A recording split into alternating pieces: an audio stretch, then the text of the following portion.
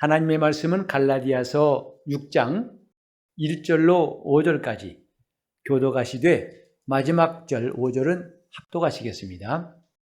형제들아, 사람이 만일 무슨 범죄한 일이 드러나거든 신령한 너희는 온유한 심령으로 그러한 자를 바로잡고 네 자신을 돌아보아 너도 시험을 받을까 두려워하라. 너희가 짐을 서로 지라. 그리하여 그리스도의 법을 성취하라. 만일 누가 아무것도 되지 못하고 된 줄로 생각하면 스스로 속임이니라. 각각 자기 살피라. 그리하면 자랑할 것이 자기에게만 있고 남에게는 있지 아니하리니 각각 자기의 짐을 질 것임이니라. 아멘. 오늘도 하나님 앞에 기쁨으로 예배하는 성도들 심령에 우리 하나님이 늘 함께 하시고 또 강건하게 하셔서 넉넉히 이길 수 있도록 은혜와 복 주시기를 예수 이름으로 축복합니다. 아멘. 우리가 구원받은 다음에 왜 신앙생활을 할까? 예수 믿으면 됐지 교회를 왜 나가고 또 빠짐없이 주일날 나가 예배 드려야 한다고 하고 성도들의 의무라해서 이것저것 하라고 할 때 사실 좀 부담스럽죠. 그래서 이런 부담을 안 주는 교회에 있다면 얼른 가고 싶다 하는 마음을 가질 때가 있을지 몰라요. 신앙생활이 왜 필요할까? 그것은 우리가 구원받은 다음에 그 이후의 세월을 살기 위함입니다. 구원받은 것, 정확히 말하면 구원의 약속받은 거예요. 우리가 예수 믿으면 영생 얻는다고 그러지요. 정확히 말하면 영생의 약속을 받은 것입니다. 그리고 그 약속은 마침내 이루어질 때가 남아있는 거죠. 그래서 신앙은 그 이루신 날까지 기다리는 것을 꼭 포함하고 있습니다. 우리가 예수 믿는다고 해서 죄사함 받았다고 해서 이제는 내 마음대로 살아야 된다 하는 것이 위험한 이유가 바로 여기 있습니다. 그 약속이 이루어지지 않다면 아무 유익이 없겠죠. 우리는 예수 믿음으로 하나님의 자녀가 되고 또 하나님 나라를 상속할 수 있는 약속받은 사람들이에요. 성경의 모든 하나님의 사건이 다 약속하시고 그 약속을 이루시고 또 약속하시고 이루시고 이렇게 되어 있습니다. 하나님이 아브라함에게 약속하신 것, 내 자손에게 이 땅을 주리라. 지금은 내가 나그네로 살고 있지만 장차 이 땅을 내 자손에게 줄 것이고 나는 너와 너의 자손의 하나님이 될 것이다. 약속이었습니다. 그 약속을 하나님이 마침내 이루신 것이 구약 성경이죠. 그리고 그 약속 가운데에 메시아, 인류를 죄에서 구원하실 구주가 오실 약속이 잉태되어 있고 그 약속이 이루어진 것이 신약입니다. 이렇듯이 하나님에게는 약속이 매우 중요하고 그분이 일하신 절차예요. 하나님이 약속 없이 일하신 적이 없다 이 말이에요.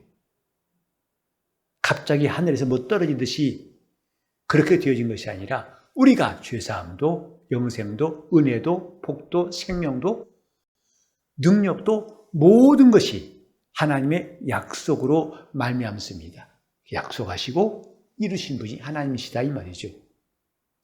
이제 약속받은 성도들이 구원 이후의 세월을 사는 것이 신앙생활이에요. 예수를 잘 믿는다는 말은 어찌 보면 참 막연한 말 같아요. 성경을 많이 봐야 되나? 아니면 기도 열심히 해야 되나? 그리고 교회 출석을 잘해야 되나? 헌금 많이 해야 되나? 여러 가지 여러분 생각해 보신 적 있을 거예요. 성경은 교회 출석 열심히 하란 말 없어요. 물론 모이기를 힘쓰란 말씀이 있습니다만은 그러니까 수요 예배도 꼭 나와라. 금요일에 나와라. 이렇게 구체적으로 말씀하고 있지 않습니다. 하지만 성경은 구체적으로 이렇게 하면 잘 믿는 것이라고 가르치는 말씀이 참 많아요. 오늘은 그 중에 하나를 말씀드리겠습니다. 여러분, 예수 믿으시지요? 또 믿는다면 기왕에 믿은 바에 잘 믿고 싶죠. 아니, 한평생 태어나가지고 잘 살고 싶고 뭔가 남에게 유익이 되고 남에게 칭찬받는 삶을 누구나 다 원할 거예요. 누가 손가락질 받고 누가 전과자로 낙인 찍히고 누가 욕먹는 삶을 살기 원하겠습니까? 기왕 태어났으니까 잘 살아야겠지 않습니까? 마찬가지로 기왕에 예수 믿었으니까 잘 믿어야겠다 하는 마음은 아마 신자라면 누구나 다 가지는 마음일 거예요.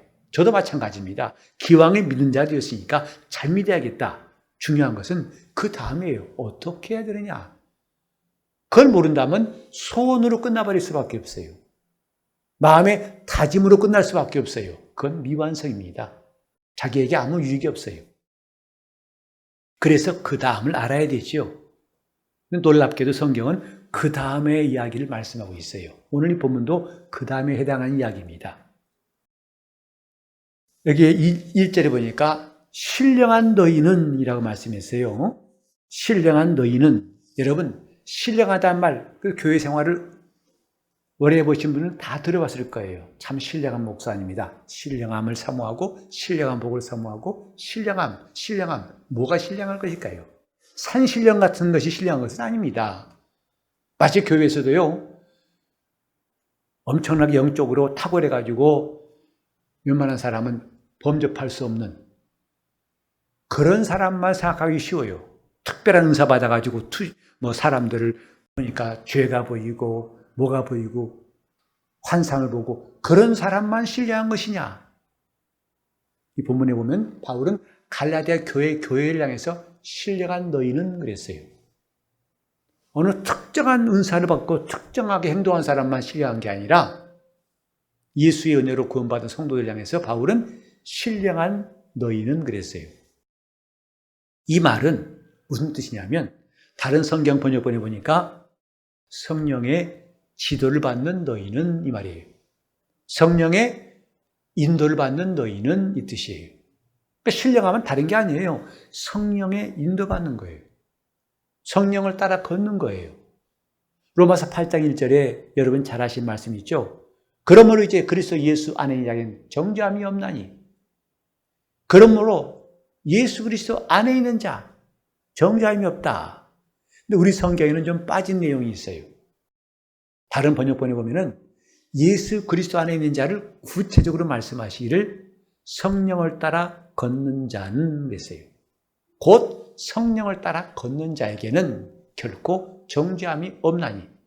다시 말해서 예수 안에 있다는 것은 움직이지 않는, 바위같이 꼼짝도 않는, 그냥 있다, 예수 안에 있다는 정도가 아니라 실제로 성령을 따라 걷는 사람이 예수 안에 있는 자라고 성경은 가르칩니다.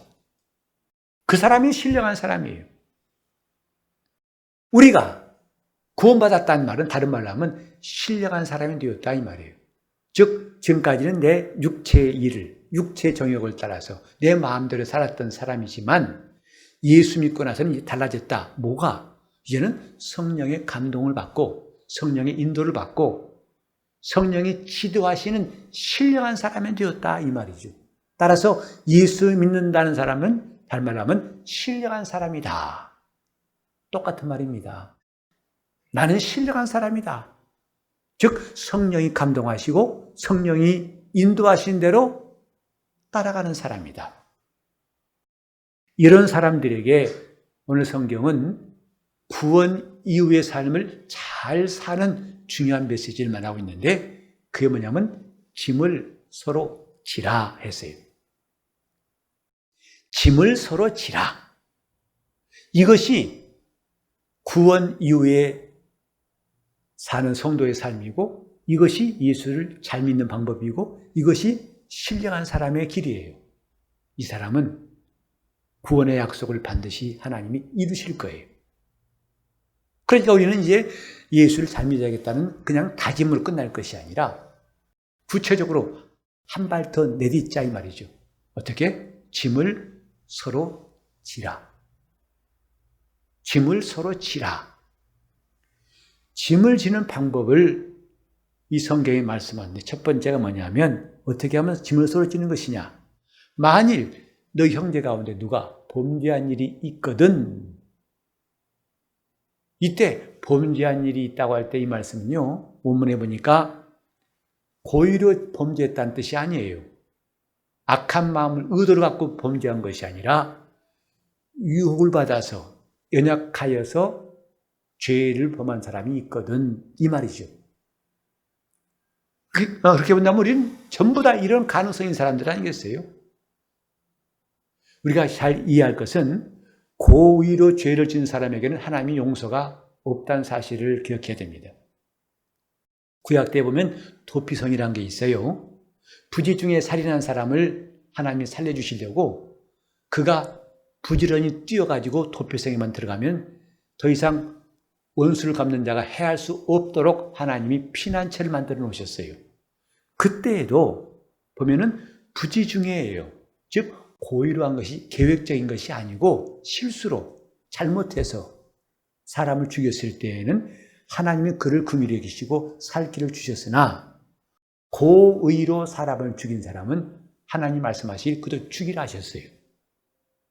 성경에도 죄를 짓는 것에 대해서 말씀하실 때에 우리 연약함을 주님이 불쌍히 여기셔서 우리가 고의로 지은 죄가 아닌 우리가 연약해서 약해서 유혹받아가지고 지은 죄에 대해서 주님이 용서하시지 짐짓 죄를 짓는 자, 짐짓 죄를 짓는다는 것은 우리말로 하면 고의로 죄를 짓는 자 이 뜻입니다. 그 사람에게는 다시는 속죄한 제사가 없다고 성경에 말씀했어요. 어쨌든 아마 예수 잘 믿는데 고의로 죄 지은 사람 없을 겁니다. 자기 죽으려고 악한 마음으로 날마다 죄 지은 사람 없을 거예요. 우리는 그렇지 않으려고 하지만은 연약하여서 또 유혹받아가지고 넘어질 때가 있죠. 그렇게 죄를 범한 자가 있거든. 어떻게 하는 게 서로 짐을 지는 것이냐? 너희는 신령한 사람인 너희는 온유한 마음으로 그를 바로잡아라. 이때 온유함이라는 말은 뭐냐 하면 교만함과 반대되는 게 뭐죠? 겸손이죠. 겸손하여 화내지 않고 관용하는 마음으로 바로잡아라 이것입니다. 이것을 우리가 금방 떠올릴 수 있는 게 뭐냐면 주님 당시에 바리새인들의 모습을 보면 왜 온유함으로라는 말씀을 썼는지 이해할 수 있어요. 주님께서 바리새인에 향해서는 참 가차없이 꾸짖던 장면이 많이 나옵니다. 죄인들을 불쌍히 여기시고 병 고치시고 귀신을 쫓아내시고 한없는 자비와 사랑 베푸신 주님께서 유독 바리새인 향해서는 매우 엄격하셨어요. 화 있을진저 이 독사의 새끼들아 하면서 너희가 과연 지옥 판결을 피할 수 있겠니? 왜 그랬을까요?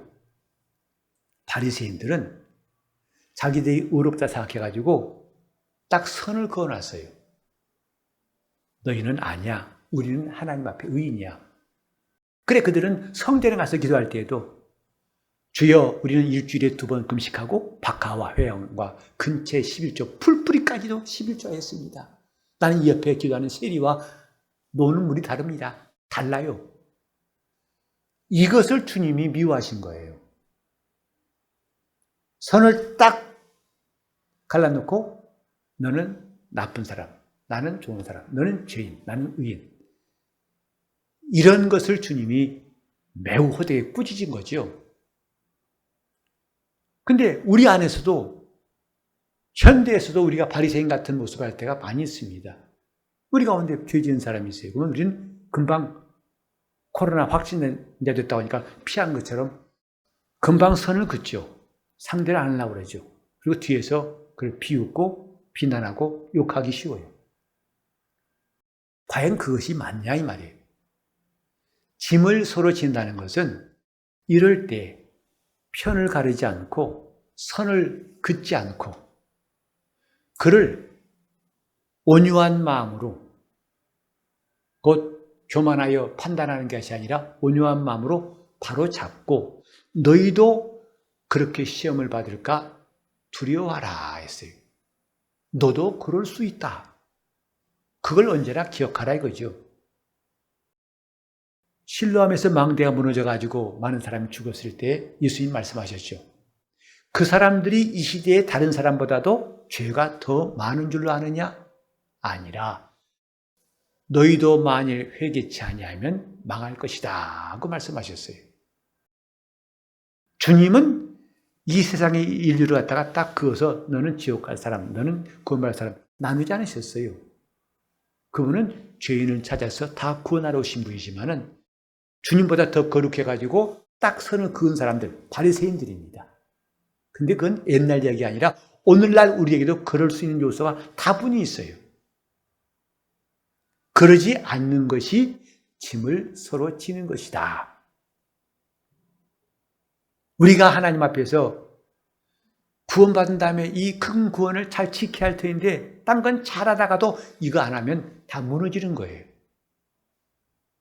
성경의 말씀은 짐을 서로 지라예요. 그것은 우리가 우리 형제들에 대한, 우리 교인들에 대한 자세, 이거부터 분명히 가르치고 있어요. 우리는 남의 허물을 가지면요, 갑자기 내가 의인 된 것 같습니다. 그래? 아유, 말도 안 되지. 저런 말도 안 되지. 아이, 어떻게 믿는 사람이.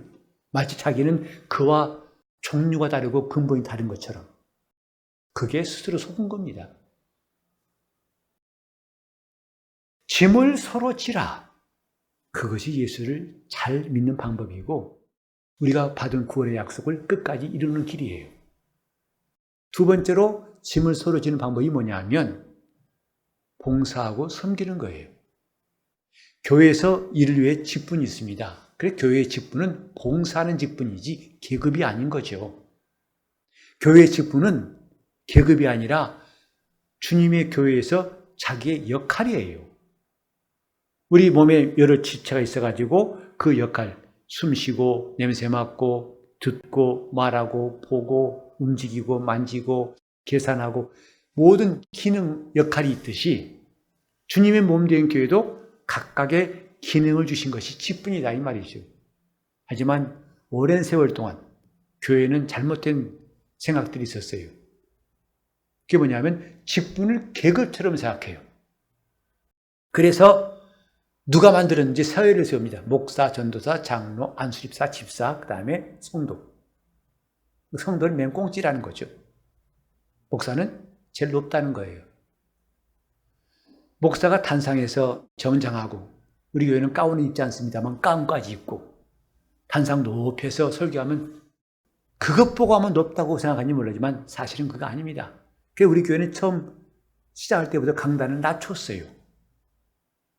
제가 이거 만들 때에도 낮게 해달라고 했어요. 그래도 뒤에 더 높죠. 이건 앞으로 특별한 행사 있을 때에 일하신 분들이 있을 공간이고 목사는 2단에서 그나마 이거 높인 것도 저 뒤에 사람들 잘 보이게 하려는 것이지 저를 높이려는 게 아닌 것을 말하고 있고 또 여러분 보시다시피 우리 강단에는 의자가 없어요.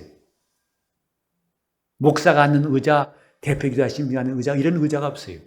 즉 강단에 의자에 앉는 사람하고 여기 앉는 사람하고 선을 그어놓는다. 저는 그런 것에 동의할 수 없어요. 똑같은 성도고 똑같은 신분이지만 다만 역할이 달라요. 직분이 있어요. 목사는 설교하고 목회하는 직분이 있어서 일하는 것뿐이지 그러나 저 똑같이 예배자고 똑같이 주님을 섬기는 이 자세는 흐트러지면 안 된다고 생각해요. 여러분만 헌금하시는 것이 아니라 저도 또박또박 저는 마음을 다해서 저도 헌금에 동참하고 있어요. 목사님 헌금한 거 본 적 없는데요. 물론 못 보셨을 거예요. 그것은 여러분들이 봐달라고 하는 것이 아니라 하나님 앞에 내가 성도로 하나님을 섬기는 일은 조금도 다르지 않다는 생각이죠. 요컨대 우리가 뭐냐면 직분은 계급이 아니고 역할이다, 기능이다. 하나님이 내게 이런 기능하라고 주셨다. 나를 손으로, 발로, 눈으로, 코로, 귀로, 입으로. 그렇게 주신 일인 줄 알고 우리는 그 일을 겸손히 할 뿐이에요. 근데 놀라운 것은요, 이 직분을 지금부터 20, 30년 전만 해도 성도들이 정말 사모했어요. 제가 오늘 광고에 있습니다만 내년도 주를 섬길 직분을 위해서 기도합시다.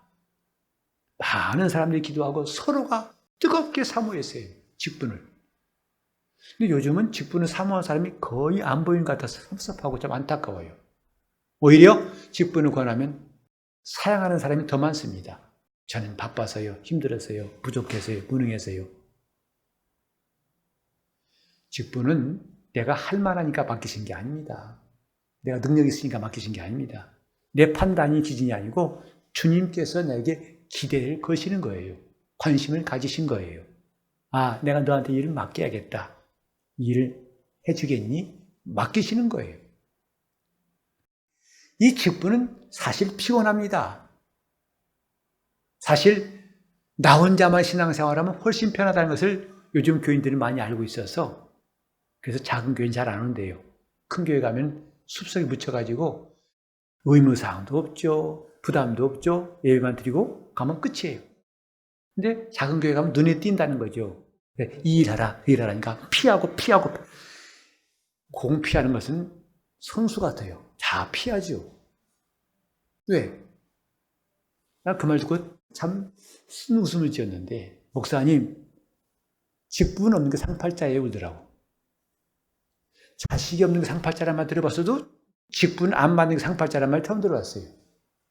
그만큼 평소에 직분에 대해서 귀찮고 웬만하면 피하고 싶은 것이라는 생각 아니겠습니까? 과연 사실은 그런가? 주님께서 우리에게 이 일을 맡기실 때 나를 위해 해다오. 저는 목사란 직분을 맡게 될 때 정말 그 생각을 마음에 깊이 새겼어요. 내 양을 먹이라. 내 양을 치라. 그래서 내 앞에 온 성도들이 주님이 보내신 사람들이라는 사실을 항상 기억하려고 애를 썼습니다. 주님이 내게 맡기신 사람이다. 내 양을 먹여라. 제가 목사를 부름받은 말씀이 바로 그 말씀이거든요. 맡기신 사람이라. 주님이 나에게 맡겼다는 것에 대해서 제가 큰 감동을 받고 내가 사명을 느꼈어요. 잘 먹이도록 착하고 충성된 종이 되어서 때를 따라 좋은 양식, 거친 메마른 꼴이 아니라 좋은 양식을 먹여야겠다. 여러분들이 저에게 원하기, 바라기 전에 이미 제가 주님께 부름받은 때부터 가졌던 마음이에요. 그래서 저는 이 직분이 참으로 귀하다고 생각해요. 그리고 이 직분이야말로 내가 하나님의 복을 받을 수 있는 기가 막힌 통로라고 알고 있어요. 이 직분은 하나님이 주신 복을 내가 끝없이 받아들일 수 있는 엄청난 크고 큰 파이프 같다고 생각해요. 우리는 교회가 뭔가? 교회는요, 거의가 다, 봉사한 사람이 거의가 다 자원자들입니다. 즉, 월급 받지 않아요. 우리 교회 집사님들 월급 받는 사람 하나도 없어요. 자, 근데 교회가 그런 자원자들에 의해서 모든 일이 된다는 게 신기하지 않습니까? 그들은 직분이야말로 주님이 맡기신 대로 짐을 서로 지는 것, 곧 내 이웃의 짐을 내가 대신 지는 것이라고 알기 때문에 이게 주님이 원하시고 바라신 거라고 알기 때문에 순종하는 거예요. 우리는 누구나 다 이기적인 마음이 있죠. 저도 마찬가지예요. 여러분, 저도 솔직히 말하면 이기적입니다.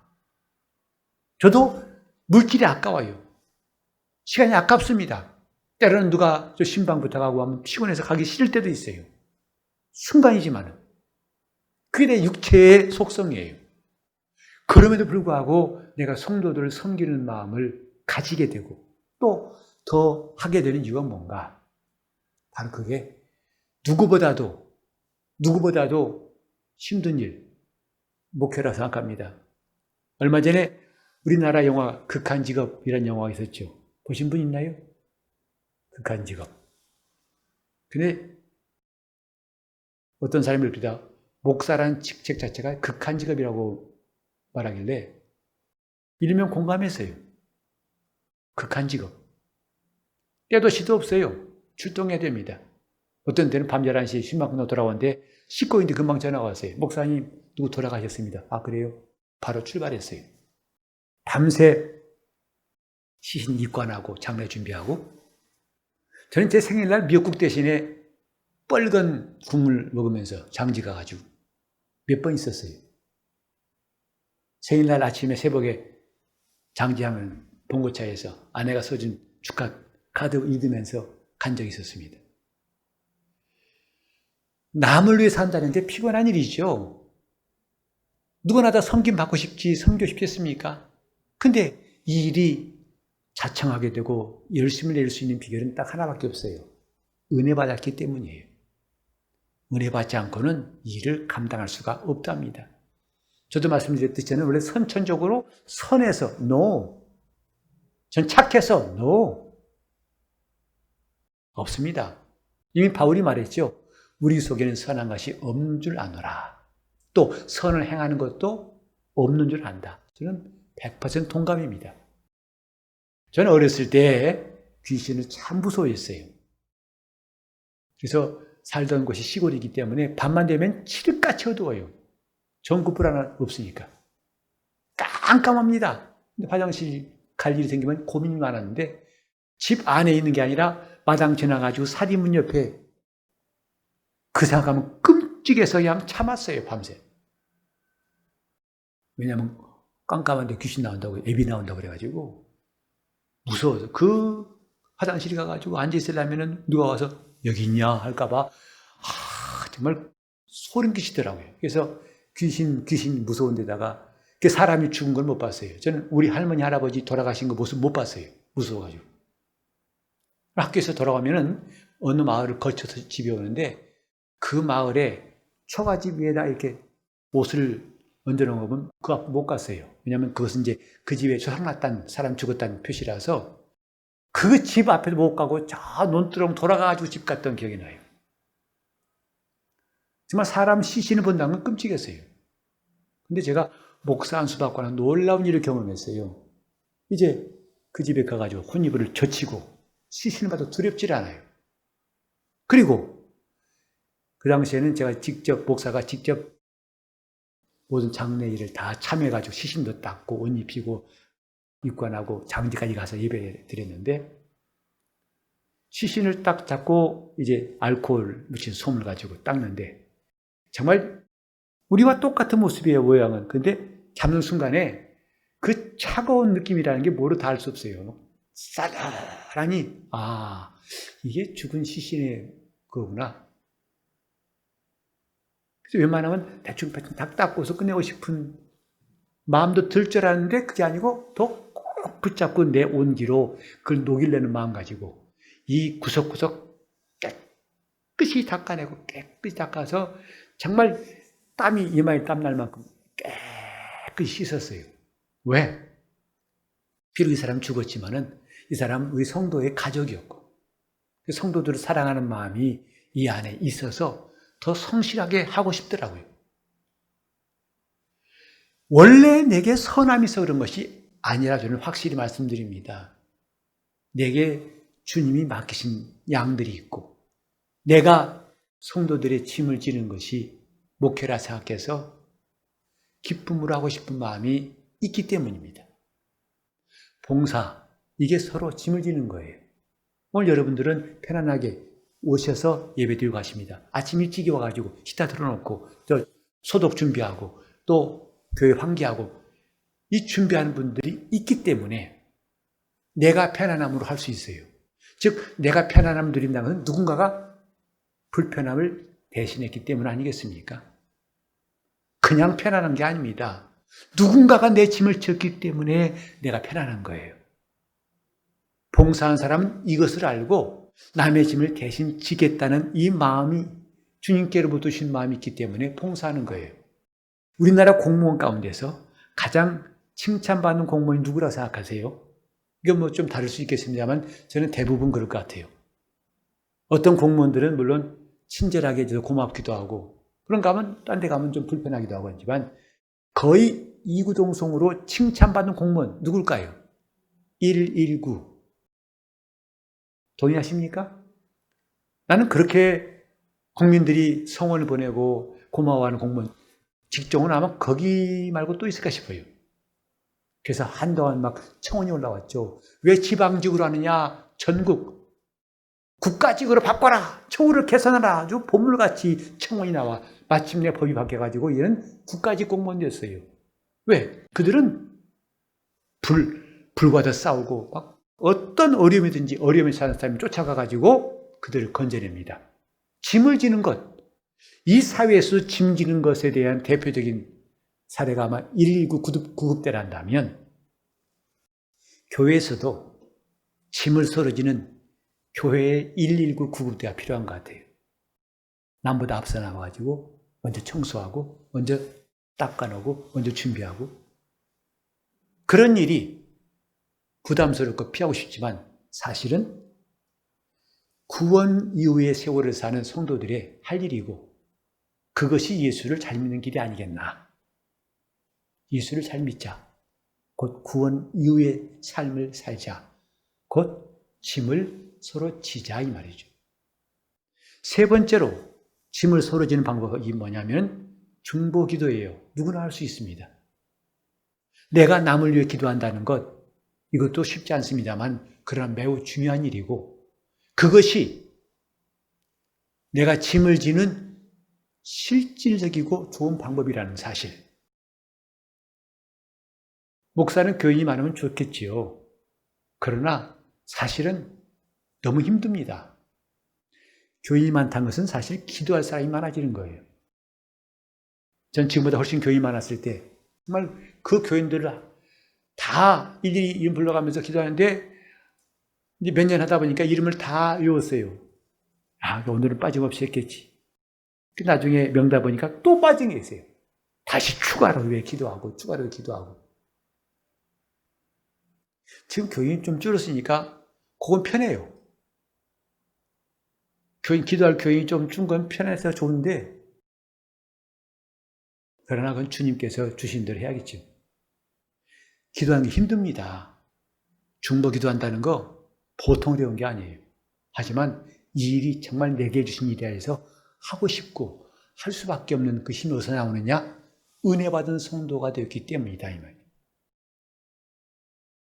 우리 교회는 모두가 다 서로 짐을 지는 아름다운 교회가 됐으면 좋겠어요. 그게 남에게 칭찬받는 정도가 아니라 자기 영혼을 위한 거예요. 구원 이후의 세월을 사는 겁니다. 신령한 성도가 해야 할 일이다, 이 말이죠. 주님은 그걸 기뻐하세요. 사실 우리가 죄에서 자유한 것도 주님이 우리 짐을 대신 지신 덕분 아닌가요? 그분이 피 흘려 죽으시고 매맞으시고 가난하게 되신 것 때문에, 내 짐을 대신 지셨기 때문에 우리가 오늘날 이렇게 원수 마귀를 대적할 수 있고, 귀신을 쫓아낼 수 있고, 병에서 나올 수 있고, 죄도 사함받을 수 있고, 기도하여 하나님을 아버지라 부르고 응답받을 수 있는 것, 다 그분이 우리 짐을 지신 때문 아닌가요? 그렇다면 이제 우리도 서로 짐을 집시다. 그게 성숙한 교회예요. 그게 성숙한 성도예요. 나만 생각했는데 알고 보니까 시야가 넓어져서 내가 기도할 이웃이 보인다는 것, 이건 복 있는 겁니다. 주님이 기뻐하시는 겁니다. 나는 집사도 아니고 아무것도 아니고 교회는 나 얼마 안 되는데 관계없어요. 우리 주님 앞에서 우리가 정말 신령한 사람을 살기 위해서 서로 짐을 질 수 있기를 예수 이름으로 축원합니다. 아직까지 여러분이 기도한 사람이 없다면 오늘부터 주님, 내가 기도할 사람을 찾게 도와주시고, 내년도에는 내가 주님 앞에서 비록 작은 일일지라도 꼭 주님을 섬길 수 있는 직분이 있게 되어달라고, 할 일이 있게 달라고, 그리고 우리 이웃들의 허물에 대해서 온유함으로 바로잡고, 나도 그런 일에 빠지지 않도록 두려워하며 조심할 수 있도록 내가 짐을 지는 사람 되게 하소서. 동성으로 기도하시겠습니다. 하나님 아버지, 우리가 구원 이후의 세월을 살게 도와주심을 감사합니다. 신령한 성도로 살게 도와주시옵소서.